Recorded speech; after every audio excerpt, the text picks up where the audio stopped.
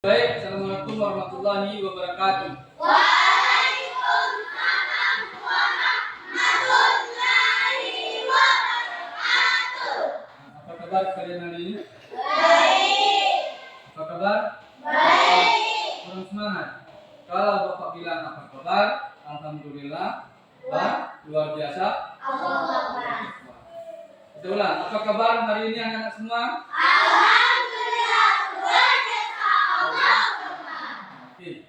Untuk hari ini kita akan mempelajari tentang kecerdasan artifisial atau biasa disebut KA. Apa itu kecerdasan artifisial? Coba ya Bapak tanya. Ada yang bisa jawab? Ada? Tidak. Berarti Bapak kalau tidak bisa dijawab berarti Bapak uraikan satu persatu. Kecerdasan artifisial itu adalah kecerdasan buatan manusia. Kecerdasan buatan manusia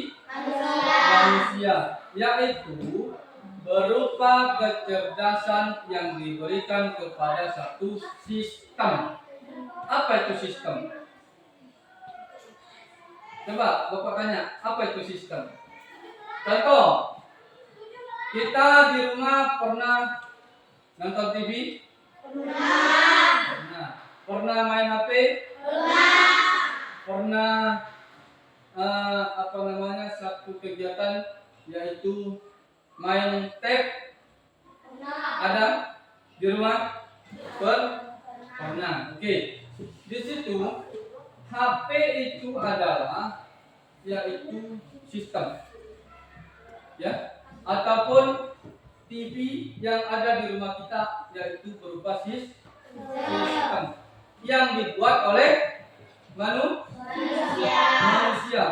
Semua kecerdasan yang ada di dalam handphone untuk pada saat ini yang kita pakai adalah kecerdasan visual atau kecerdasan intelijen, yaitu berupa kecerdasan manusia yang diserap ke satu sistem. Kita lihat HP kita sekarang. Dalam HP itu banyak di situ aplikasi-aplikasi, yaitu berupa contoh ada namanya kamera, ya kan? Ada namanya Google Translate. Pernah lihat? Terus ada namanya YouTube. Ada namanya apa lagi? TikTok. Banyak di situ di dalam HP. Tapi di situ di dalam HP itu kenapa dia ada aplikasi-aplikasi yang berbagai jenis? Itu adalah kecerdasan artifisial. Kecerdasan artifisial itu adalah kecerdasan yang diaplikasikan satu sistem. Sistem itu sementara yang dibuat oleh manusia. Namun pada hari ini, kita lebih percaya kepada handphone. Kenapa? Karena misal kita tidak tahu 6 kali 6 berapa, 6 kali 5 berapa. Akhirnya ujung-ujungnya kita pakai kalkulator. 6 kali 6 berapa? 6 kali 5 berapa? Padahal HP itu kita sendiri yang buat. Ya kan? Kita sendiri yang buat. 3 kali 5. Di situ dapat berapa? 15. Padahal kita yang buat, tapi kita ketergantungan kepada handphone itu sendiri. Oke. Di sini kecerdasan artifisial ini ada 2 kelompok. Kelompok pertama yaitu perangkat yang pintar. Yang kedua perangkat yang tidak pintar. Contoh, kita membuat atau pernah melihat satu robot di dalam YouTube atau di dalam HP, di dalam televisi. Robot itu dia bisa bergerak dengan sendiri. Pernah lihat? Pernah. Ataupun mobil bisa menyetir sendiri tanpa ada orang. Pernah lihat? Pernah. Itu namanya perangkat yang pintar. Perangkat yang tidak pintar, apa itu contohnya? Seperti yang ada di depan kita. Di sini ada kipas angin. Terus ada speaker. Kalau dia tidak kita hidupkan, tidak kita kasih apa yang arahkan sama dia, berarti dia tidak bisa. Contoh, setelah kita hidupkan, kita colok handphone, baru ada suara. Kipas angin, kita colok dia, kita hidupkan, baru dia nyala. Kalau yang pintar, dia tidak. Robot, misalnya, kalau di luaran sana, di sana ada namanya robot pintar. Apa saja yang kita sebutkan, apa saja yang kita arahkan, dia bisa. Contoh misalnya, robot tolong buatkan ini. Bisa. Bahkan di Cina sekarang ini ada robot yang bisa dia melayani dalam satu buah kafe. Dia bisa memasak, bisa membuat masak, meladeni tamu-tamu, dia semua bisa seperti manusia. Oke, di sini sebelum Bapak lanjutkan bicara Bapak, kita di sini ada video. Namun sebelum kita menampilkan video, kita dibagikan beberapa kelompok.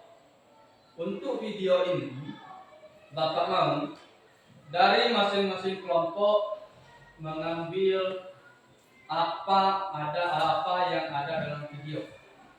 Paham? Oke. Apa yang ada dalam video diamati dengan seksama. Paham? Apa yang ada dalam video kita tulis dalam kertas kita masing-masing kelompok. Satu kelompok satu kertas, kan kita bekerja sama ya. Oke, paham? Nanti masing-masing kelompok tunjuk ketua kelompoknya. Setelah itu nanti kita presentasikan ke depan. Paham? Anak-anak Bapak semua? Oke, keluarkan kertasnya dulu. Ada? Oh, belum. Ya. Apa itu? Oh, ini, tunggu ya.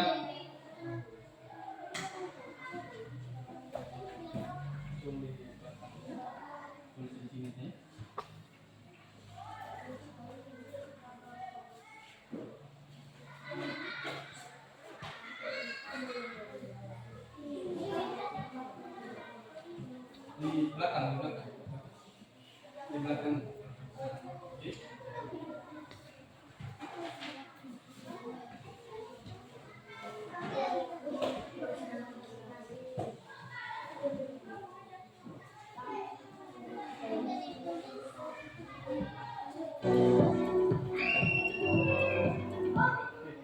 Apa tadi arahannya sebelum menonton video? Apa? Mengumpulkan semua informasi yang ada di dalam video. Oke, paham ya? Nanti kita presentasikan. Bapak harap di sini semua peserta kelompok harus aktif, karena tidak mungkin satu orang yang membuat. Berarti kalau satu orang yang membuat, berarti dia yang pintar. Yang lain apa? Pintar tapi tidak mau bekerja. Oke, paham ya? Paham? Semua anggota kelompok cari informasinya, kasih tahu sama ketua kelompoknya. Ini yang kita tulis. Paham? Paham. Oke. Kita lanjutkan.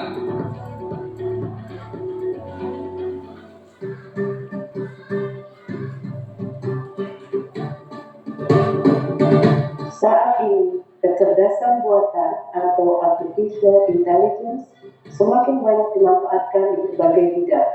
Tidak hanya di bidang yang dikategorikan pada teknologi, tapi juga di sektor-sektor seperti pertanian dan hiburan.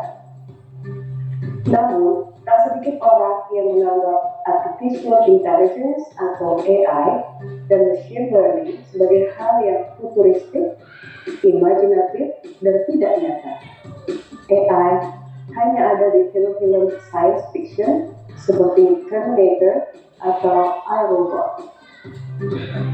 Survei Mozilla menemukan dari 66.800 responden di seluruh dunia, hanya sekitar 10% yang sangat paham tentang AI, sementara 32% mengaku merasa khawatir dengan kehadiran AI. Nah, padahal contoh penerapan AI saat ini bisa kita temui dalam kehidupan sehari-hari. Setidaknya ada 10 contoh penerapan AI dalam aktivitas sehari-hari, mulai dari saat kita bangun tidur. 1. Membuka ponsel atau smartphone.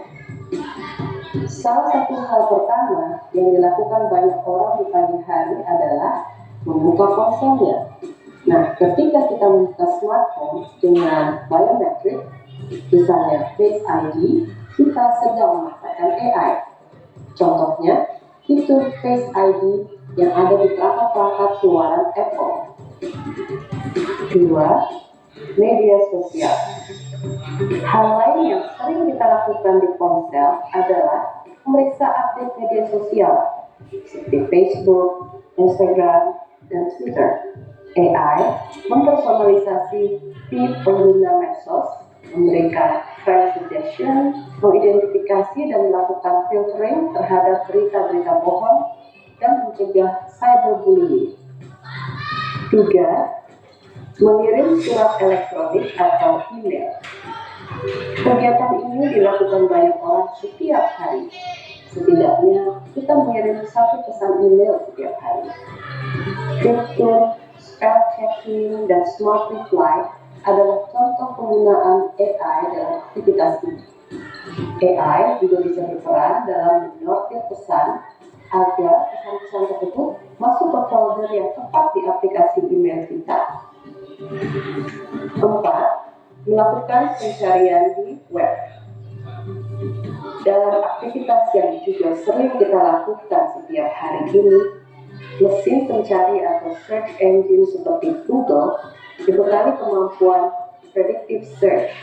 Saat kita mengetikkan apa yang akan kita cari, Google serta-merta memberikan rekomendasi sehingga akan memudahkan kita melakukan pencarian. 5. Digital Voice Assistant. Tool semacam Siri, Alexa, Google Home, dan Cortana menggunakan Natural Language Processing dan Generator yang ditenagai oleh AI untuk menyajikan jawaban-jawaban kepada pengguna. 6.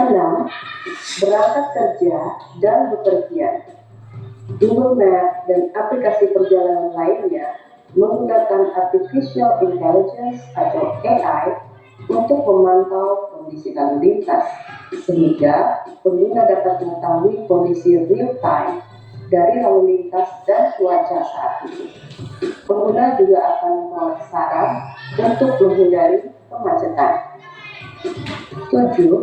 Berbelanja. Para retail online memanfaatkan kecerdasan buatan untuk membuat rekomendasi produk. AI akan mengumpulkan informasi terkait preferensi dan kebiasaan membeli konsumen untuk mempersonalisasi pengalaman belanja konsumen. 8. Menikmati hiburan. Penyedia layanan hiburan memadukan AI dan data kebiasaan serta preferensi musik atau film dari pengguna untuk menawarkan misalnya playlist terbaru atau musik atau film favorit. Dengan memasukkan faktor cuaca dan waktu tertentu, layanan hiburan bahkan dapat menyajikan hiburan yang dapat membangkitkan mood dari pengguna untuk beraktivitas. 9. Bermain game. Video game disebut sebagai contoh terbaik penerapan artificial intelligence dalam kehidupan sehari-hari. Contoh pemanfaatan AI di sini adalah pada non-playable characters atau NPC. Dengan AI yang baik, NPC akan bereaksi secara dinamis terhadap tindakan yang dilakukan oleh player maupun karakter lainnya. 10. Aktivitas banking. Bank memanfaatkan artificial intelligence untuk berbagai hal di dalam sistem. Salah satunya adalah mencegah terjadinya fraud dalam penggunaan kartu kredit.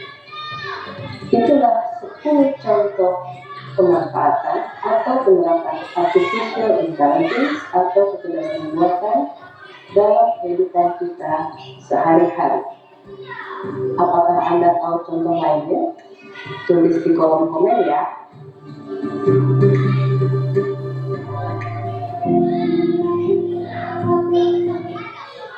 Oke. Sudah dapat ya. Dari tadi kita menonton video, kita mendapat banyak informasi. Berapa itu? Kelompok 3. Ada informasinya berapa? Ada 11. Kelompok 1 berapa? Ada 4. Kelompok 2 berapa informasi yang kita dapat? Berapa? Misalnya kanal ini juga. Oke. Berarti dari video tadi bermacam-macam, yaitu kecerdasan yang kita dapat. Apa di situ? Dalam video tadi berarti yang kita pelajari hari ini adalah tentang AI atau artificial intelligence. Apa itu artinya? Halo anak bapak semua. Halo. Oke. Paham ya?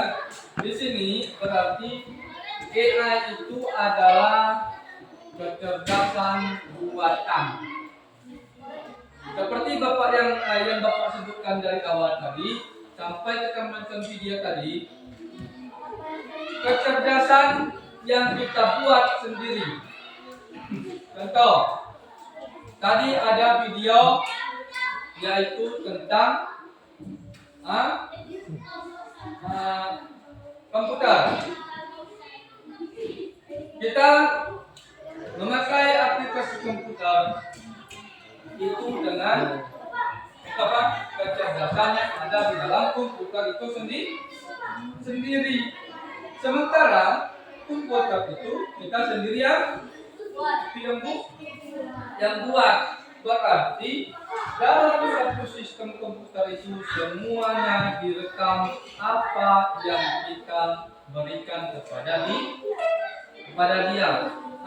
Namun di sini semua sistem itu ada yang baik kepada kita, ada yang tidak. Yang tidak baik adalah contohnya tadi dalam video pada bangun pagi dulu. Padahal kita anak sekolah ini apa? Kalau pagi-pagi bangun, apa kegiatan kita dulu? Mandi, terus membereskan tempat tidur dulu kita. Terus mandi, sarapan, ya kan? Terus berangkat ke sekolah. Ini tidak, ya kan? Tidak. Malahan setelah bangun tidur langsung pegang handphone, HP, ya kan? Ada enggak? Oke. Kalau tidak pernah, alhamdulillah, syukur. Ini bangun pagi untuk pegang handphone. Padahal itu satu perbuatan yang salah, karena kita jangan selalu percaya kepada handphone.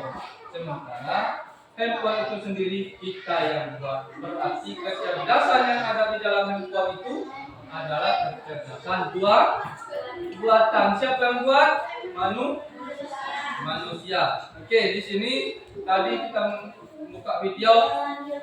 Bapak mau dari kelompok 2. Apa yang didapat dari video tersebut?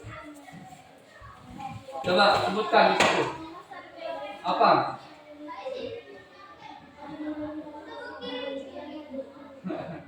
Ya, Apa? bisa sebutkan. Coba baca. Sebutkan. Baca.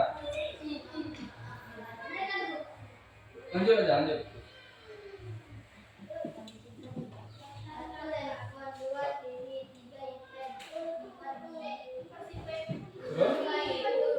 Nah, 7. Nah, oke.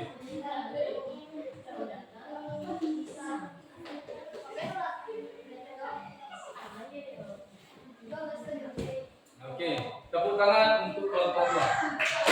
Kelompok 3 ya? Sorry. Kelompok 1. Apa informasi yang didapatkan?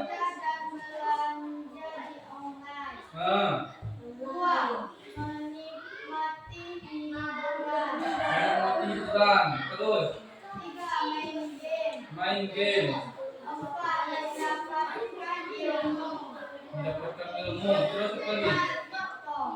Kau. Oke, tepuk tangan kepada kelompok 1. Nah, kalau pada sini tepuk tangan. Berarti kita beri aplaus kepada kelompok 1. Lanjutnya kelompok 3. Kelompok 2. Apa informasi yang didapat dari kelompok 2? Kosong. Berarti kelompok 2 bukan bodoh, tapi mereka terlalu fokus kepada video yang kita paparkan di depan. Oke ya? Mohon nanti ke depannya kalau anak-anaknya berarti analisis video, semuanya diperhatikan dengan baik.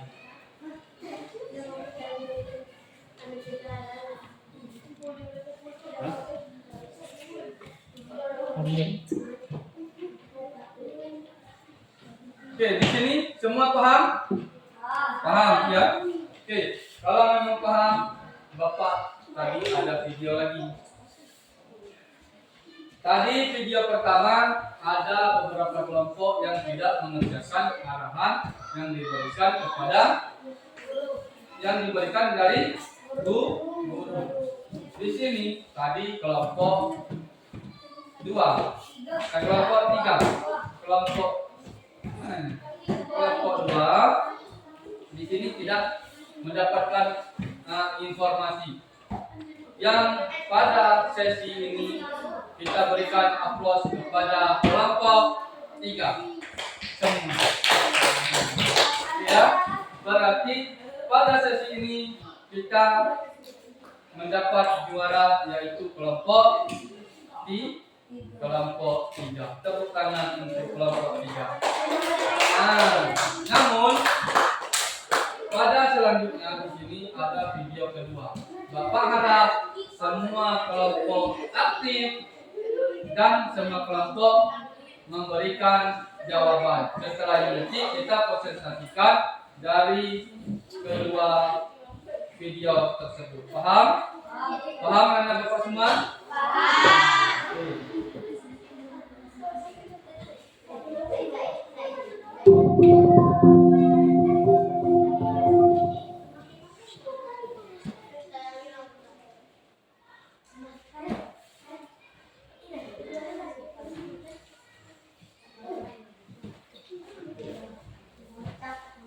Olá, Resource Manager, kurang fleksibel. Saatnya beralih ke VPS Hostinger. Oke. Ya, tolong dilihat depan, perhatikan videonya, kumpulkan informasi-informasi yang ada dalam video tersebut.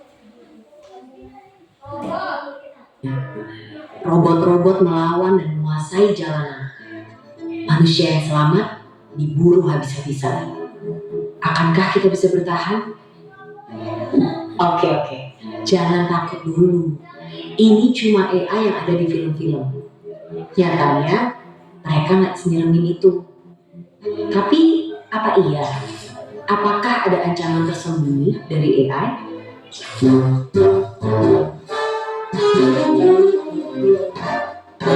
Sebelum ke situ, ayo kenalan sama mereka. Simpelnya banget, AI adalah program yang didesain untuk berpikir dan ngambil tindakan kayak manusia.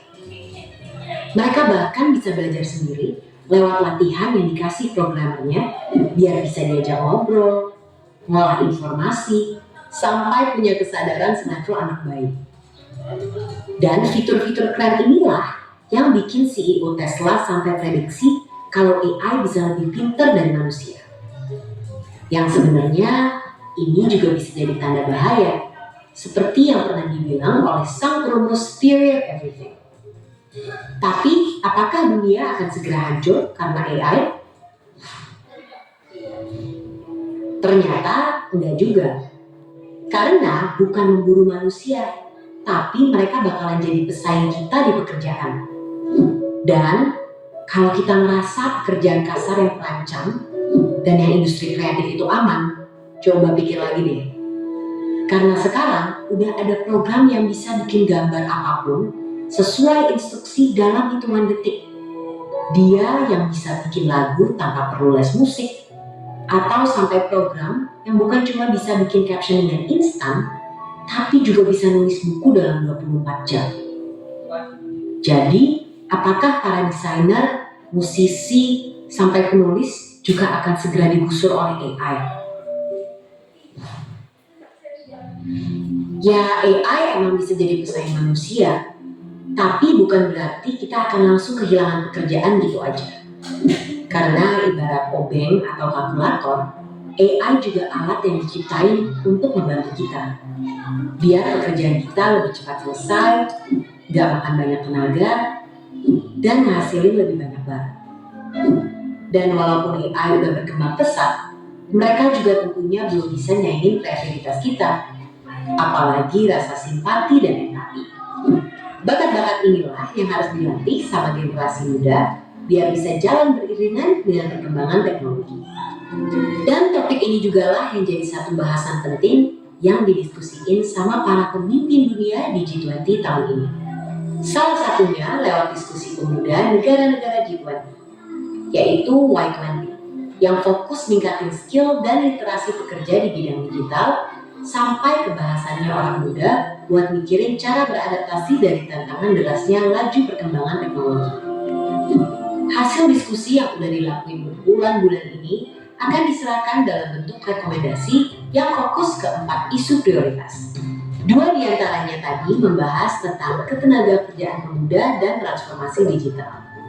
Dokumen ini nantinya akan dibawa oleh Pak Presiden Jokowi untuk didiskusikan lebih lanjut dalam Forum G20 di Bali pada November 2022 yang harapannya nanti hasilnya bisa dirasain sama seluruh warga negara-negara G20 lain.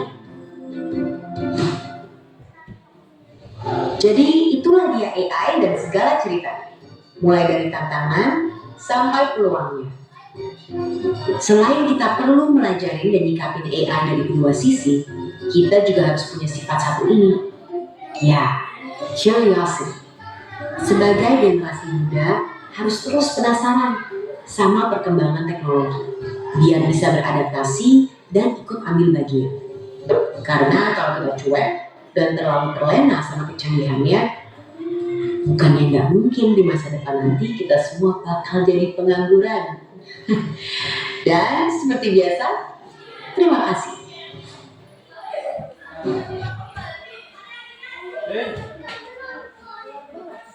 Dari video yang kedua, apa yang kita dapat? Ada? Ada. Oke, kita mulai dulu tadi dari kelompok 3. Sekarang kita mulai dari kelompok 1. Apa informasi yang didapat dari kelompok 1? Yang pertama, ada yang kenalan sama robot. Terus yang kedua,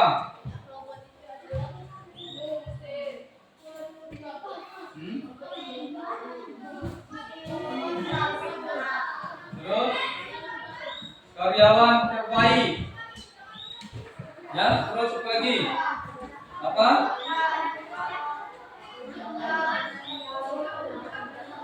Dia bisa buat logo. Terus apa lagi? Apa? Hah? Ada? Dia bisa bikin laga. Ah, Dan dia bisa buat pelajaran aja. buat pelajaran. Terus apa lagi? Dia bisa membaca. Membaca. Terus apa lagi? Bisa makan. Ah, Terangan kerja. ah. Bisa membantu orang lain. Orang lain. Dia bisa mengerjakan apa saja yang dia kasih. Oke. Tepuk tangan untuk kelompok 1. Oke, untuk pelajar kelompok 3. Kelompok 3, apa informasinya, Nak? Robot menyapu. Terus apa lagi? Apa? Oke, terus?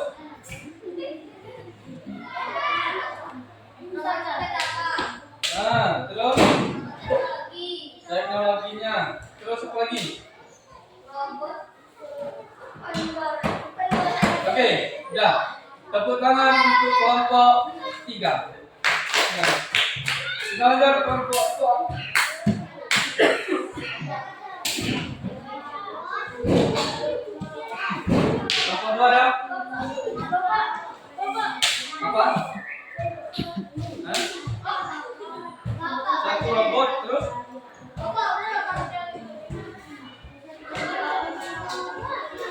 Komputer, terus apa lagi? Oke. Oke, ya. Tepuk tangan untuk kelompok 2. Nah, oke, di sini perhatikan ke kanan.